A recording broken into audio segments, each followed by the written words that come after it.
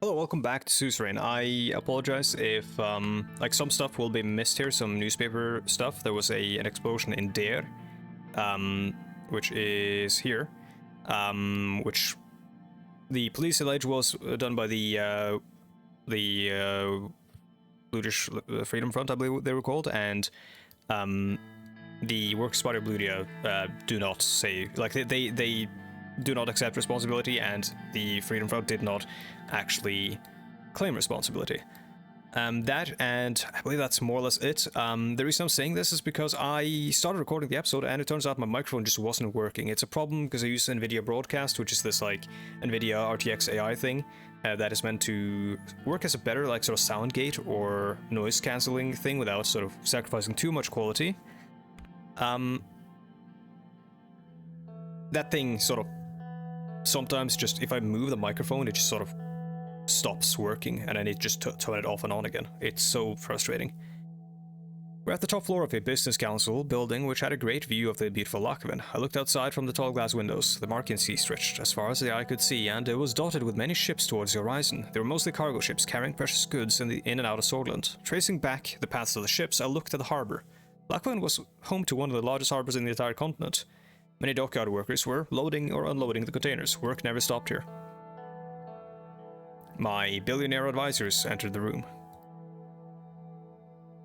It's great to see you all again.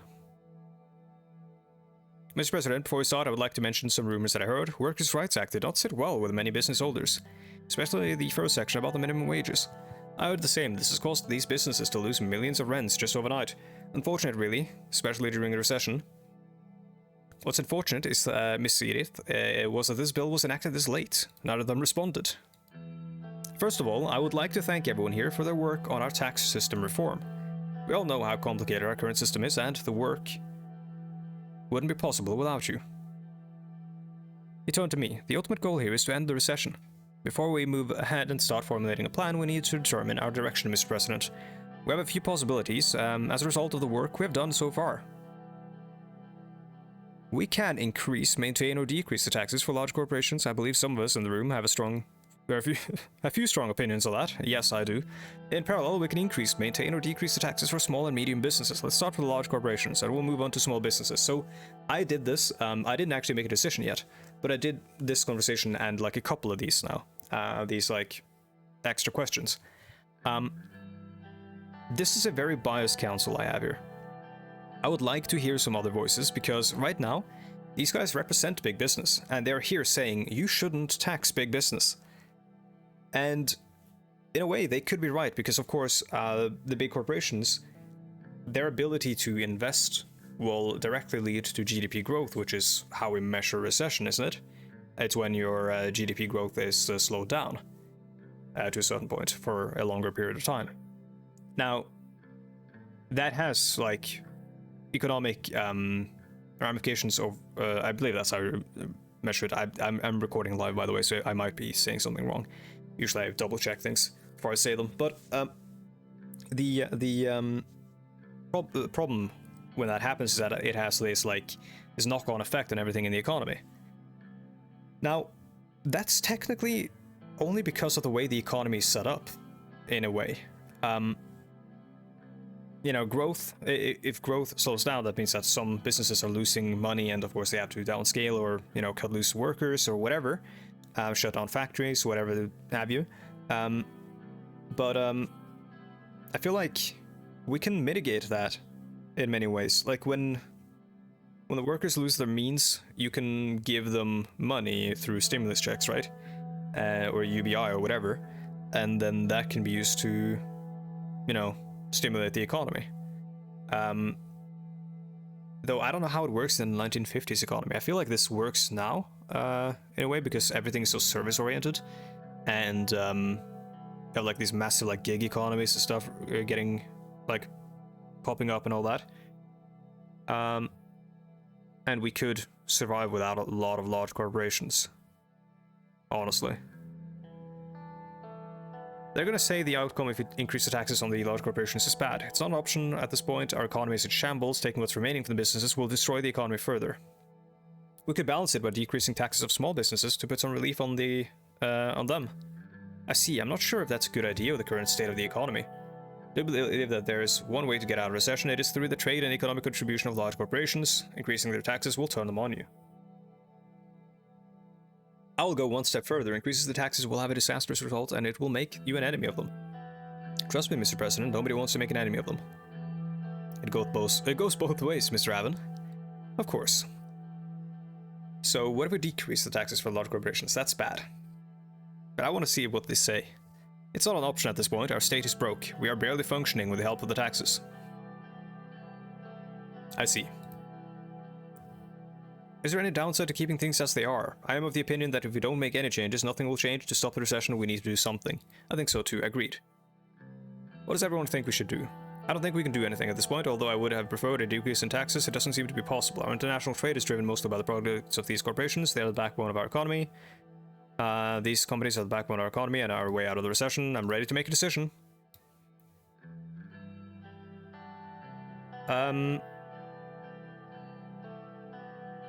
We will increase the taxes for large corporations and balance it with a decrease for small businesses.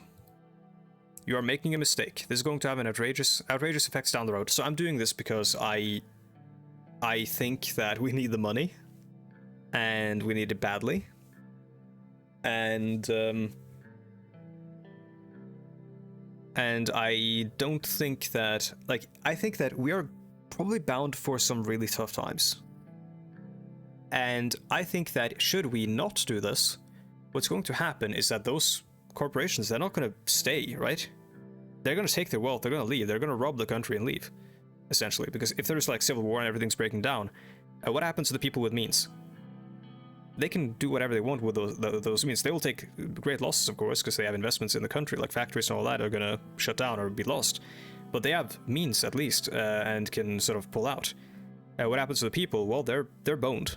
And so what I'm thinking is that if we actually tax them now, we can use that money to try to at least sort of like postpone the crisis or keep things from collapsing. Because I think we are bound for an inevitable collapse. That we're sort of just like we're just trying to stay afloat. And I'm willing to do anything radical to try to do so.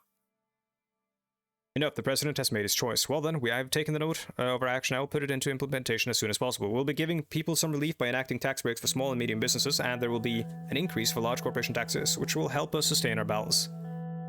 Simon organized the stack of papers he had in front and placed them back into his briefcase. Well done, thank you everyone, that will be all for today. Thanks, Simon. Decided to stay a bit longer. I went by the windows again and kept watching the sea and sounds for some time. Okay.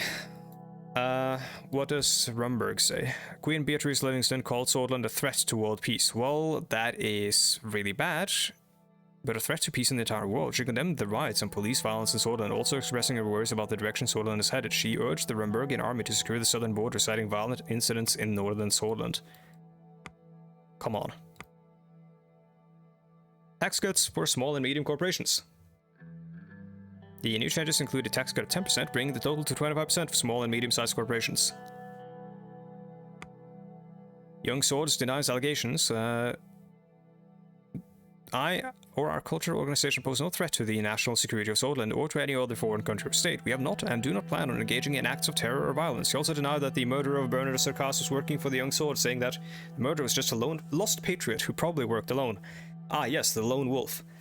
This is a good time to talk about something called Stochastic Terrorism, which is not, which is essentially when you try to, you create terrorism, but you're not doing the terrorism. What it means is that you are saying the words or sort of painting the picture, creating the radicalization, or not necessarily radicalization, because not all you need for terrorism is radicalization, but you're creating this sort of like the environment and the pipeline towards the terror attack itself. And then you wash your hands of it and abscond all responsibility. So that is a thing that happens a lot nowadays, where people will say like, you know, somebody ought to do something about this guy, or like you know, and then like saying, you know, we have a lot of patriots out here, a lot of people are willing to fight for their rights or whatever, we have a lot of like, you know, stuff like that, and then someone does it. And then the people who were saying those things go like, oh my god, nobody could have seen this coming. This is terrible. Nobody wants this. Then why do you keep saying those things when you know that they lead to it? That's what stochastic terrorism is called, or what that is. So what happens here is that rhetoric has an effect, and it doesn't matter. Like it's a probability thing. It doesn't matter that not everyone does it. Or I guess that's the entire point. That's the entire reason it matters, because not everyone will go out and do a terror attack. So you can say, well, most people don't do that. This is just probably someone who's crazy. But you, as a person with a lot of influence, you have to actually rely on the fact that there are some people who will go out and act on what you say. And you have to take that responsibility, because with great power comes great responsibility. That's that Spider-Man quote. The Vice President said he believes that authorities misunderstood his expressed desire to be a martyr for Swordland, which was written in the entrance of his office. Young Swords is not a terrorist organization and will not bow down to fake accusations without any evidence. Blaming a whole organization for the actions of an individual who was allegedly a member is absurd. Torren Hill School wins award. Not that interesting right now. Radical. Red Youth calls for peace. Earlier today, Johan Gasmich, one of the leaders of the Red Youth, spoke to the public and condemned the opportunistic looting and violence taking place in cities across Swordland, saying it is not being done in the name of Bernard Sukas. He denied terrorist allegations and condemned the attack, saying that Red Youth has no connection to the violence. He accused the police for trying to sway the public opinion against socialism and legal millennialist groups like the Red Youth. Some people are trying to incite violence and take away the meaning of these peaceful protests, said Gasmich. Warning the protesters about inside people trying to exploit the situation, he also called for peace, saying that the justified and meaningful protests have already lost its course and started benefiting a select group of people. So that's also a thing that happens with a lot of protests. So you have the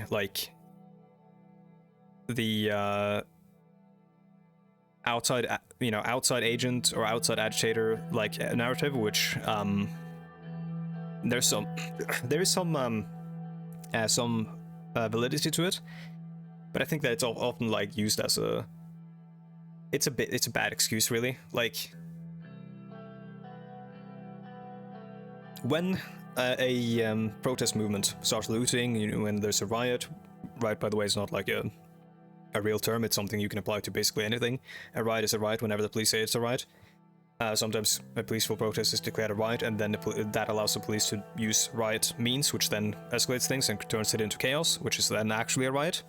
That can happen. Doesn't happen all the time, but some police in some nations do it. What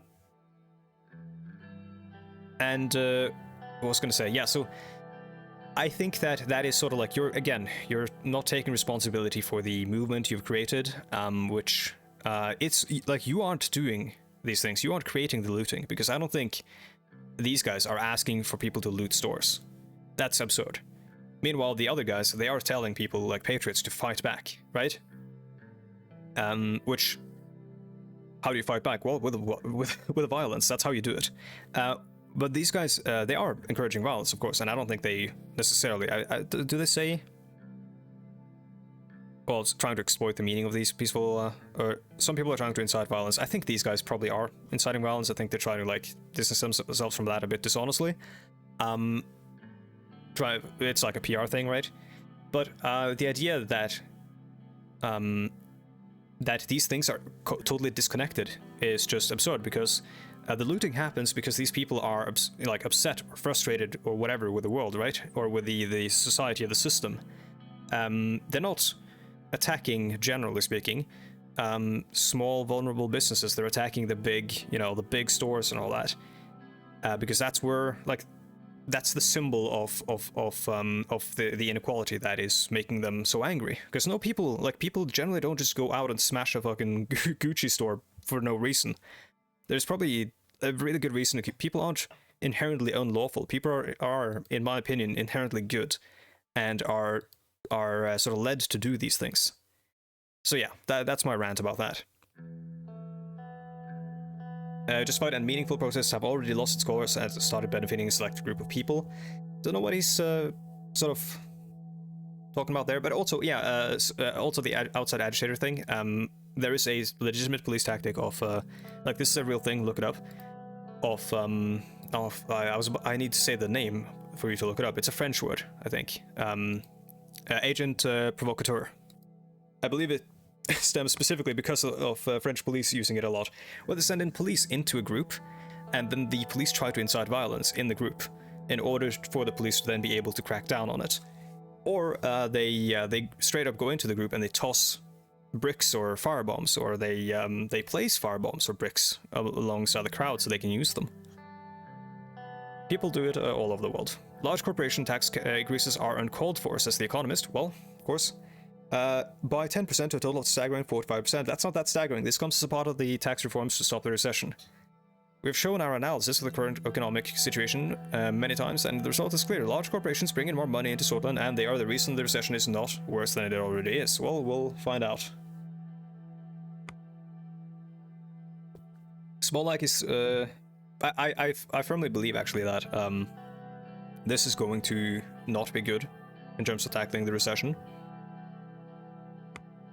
But at least not under in the terms that they operate under. But I also hate Tusk. Smolak threatens new military incursions targeting BFF. Velen, you are targeting... Oh wait, what? Close to the borders of Sola and Lesbia. Against a British rebel group BFF, which Raklavitz considers to be a terrorist organization. Well, of course. As long as it happens in your country, I guess.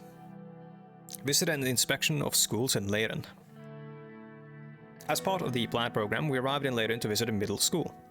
The prestigious Thornhill School was situated close to the suburbs just outside the city centre. The building was flanked by two hills, each beautifully dotted with shrubs and flowers. Lucian, Kara and I got out of our cars and met at the entrance. Our presence had not gone unnoticed. Apart from the guards, there were at least 10 reporters following us around. That must be the principal, right this way, sir. No codex entry available, oh well. The principal was a man of short stature with a bushy mustache and a pair of glasses. He approached us quickly, but was stopped by the security guards who started patting him down and searching him. I waited for them to finish searching the principal. One of the guards turned to me and nodded.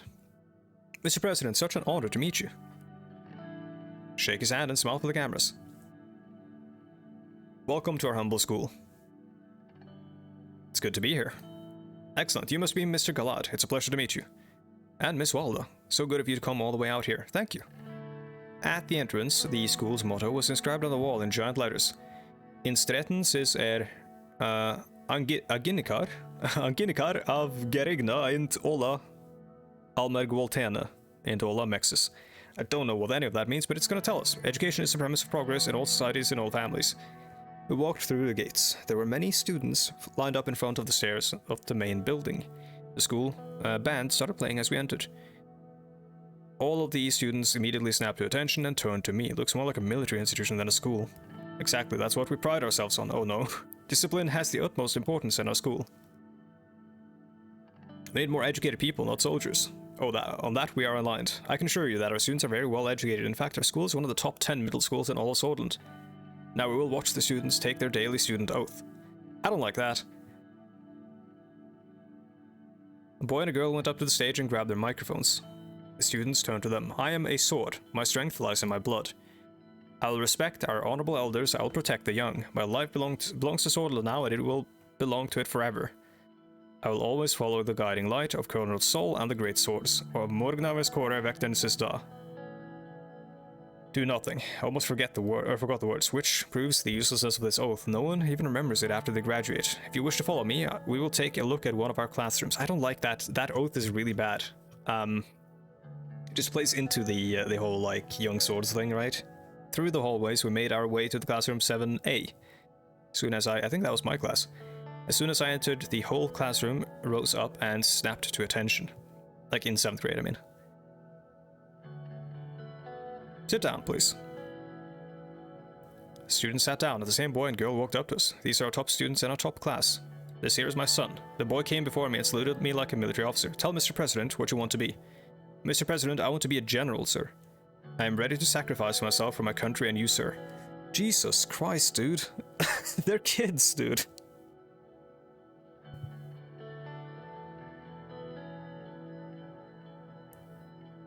I'll do whatever I can to not let that happen. Thank you, sir.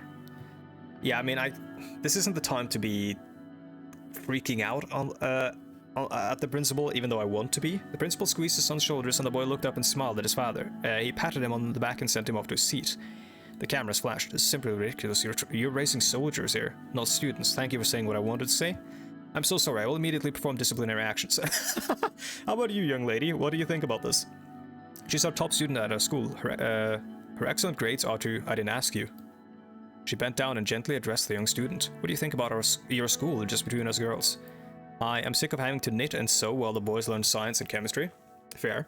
I'm smarter than all of them. Why do I have to take these stupid handicraft lessons? Shh, do you know who you're talking to? Shut up, let her speak. She went on. My math and reading scores are the best in the school, but they won't let me take the classes I want just because I'm a girl. I want to be a scientist, not some soldier's wife.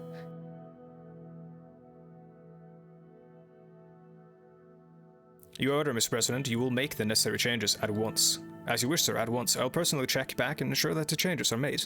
Yes, sir. Looked around the classroom and saw a large portrait of Colonel Sol. Oh. Oh, no. No, no, no.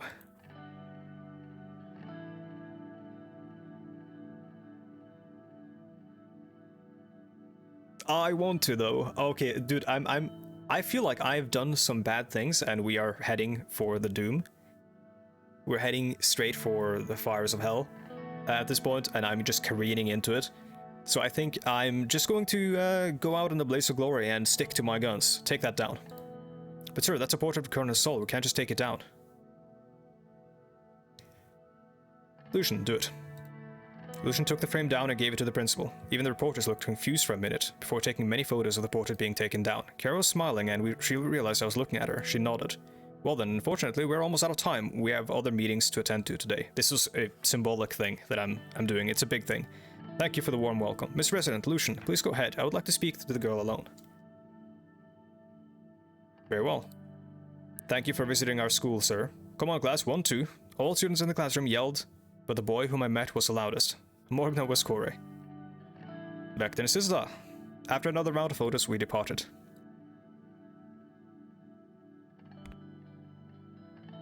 Briefing on the proposal of educational reform. Yeah, we have time.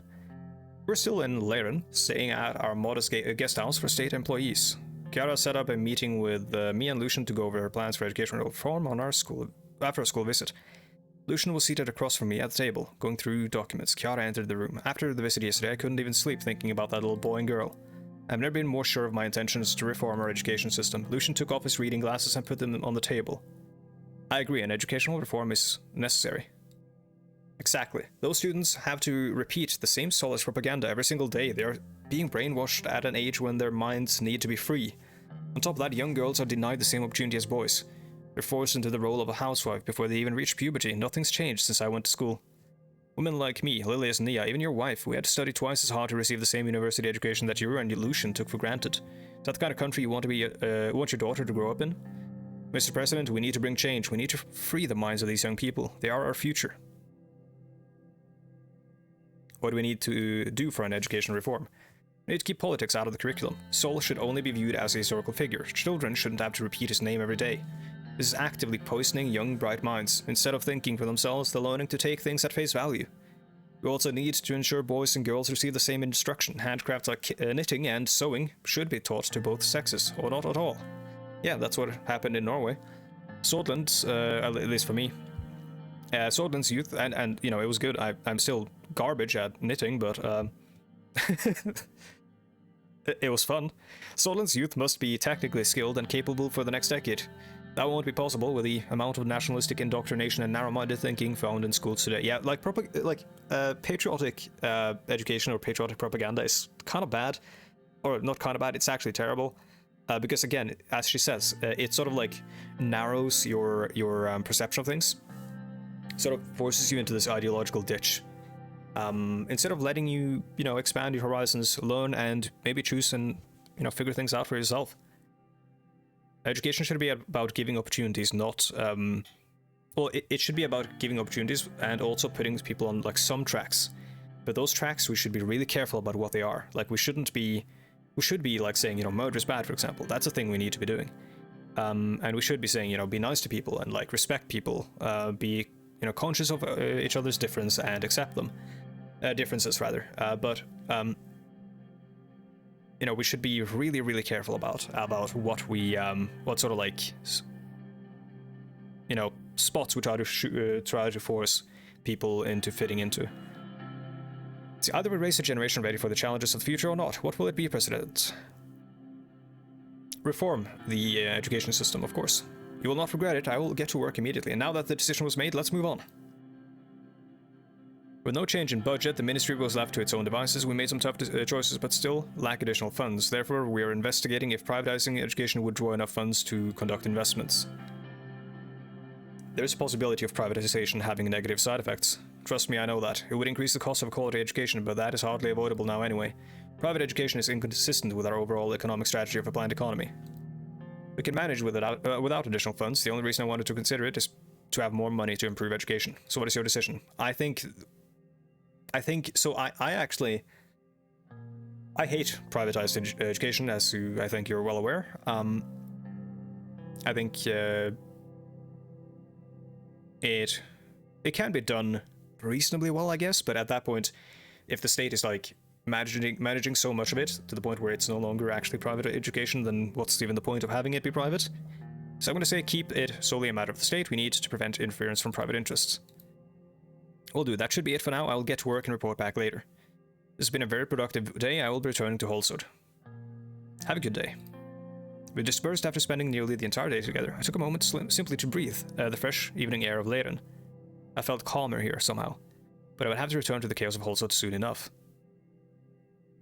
Okay, well, that is probably all that we'll have time for on this episode. We can read some reports, I guess. Ministry of Education has started work on educational reform, very good. And United Kontana launches second satellite. Intelligence reports that United Kontana successfully launched a second satellite which has the capability of radio communications. This means that United Kontana radio communications will be able to be transmitted through a satellite for the first time ever. A technology that no other country currently possesses. So, yeah, they are doing the Soviet space race thing where they're like... it's a constitution, that's kind of cool. Where they're, you know, the Soviets were ahead. And then... perhaps the Americans will, or the Arcasians will, do the, like, big flashy stuff with the moon landing.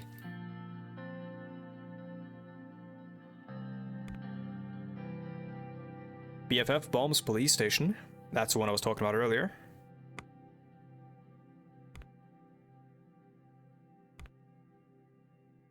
Benfield Regional Airport overcrowded. The reason they bombed specifically a police station, I believe, is because they are a separatist organization and they view the police as an instrument of the state, a state that they believe is oppressing them.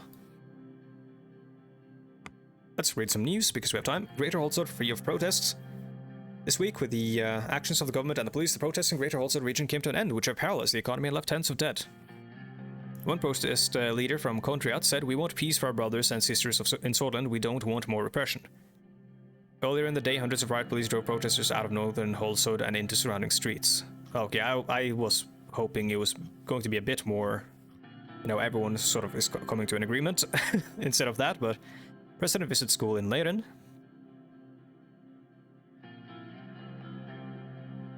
Doesn't say anything about the photo that I took down. Assembly talks about prayer language. Today, Casado Kibner, the leader of the NRP, has proposed the Swedish Prayer Language Act to Assembly. The proposed bill aims to standardize the language of prayer to Swedish in the entire Sordland. Prayer language has always been a controversial topic of the most of the religious ceremonies in Berja region, where most of the Bludish population resides, conduct their prayers in Bludish. This is a terrible thing. In Norway, we used to do this in, like, we outlawed people using Sami language, for example. And I mean, in Turkey until recently, it was illegal to use Kurdish, right? So maybe this is actually straight up just like they're trying to make an analogy to Turkey and Kurdish. And yeah, that's a terrible thing. You don't do that. After World War II, after, you know, the Nazi occupation of Norway, we realized, well, it turns out that treating a people inferior because of cultural or genetic or whatever differences is a really bad thing. But we needed that sort of shock to sort of wake up to that idea, I guess. because we're a bit slow.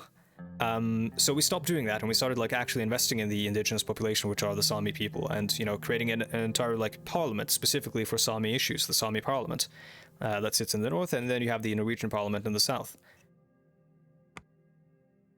Kibbener, Rain is making a mistake.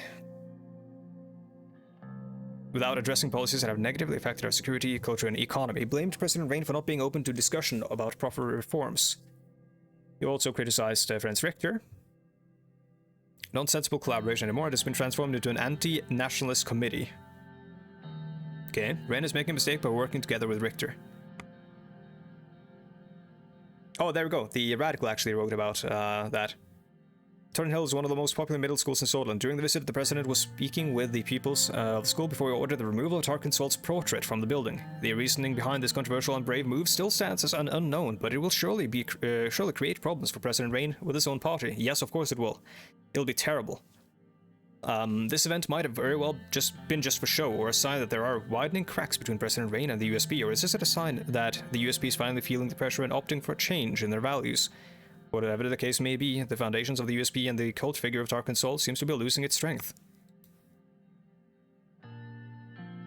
Like, using the cult of personality would be the good thing. I just hate it. I just don't like it. And I feel like we need to move past it. We need to get rid of that.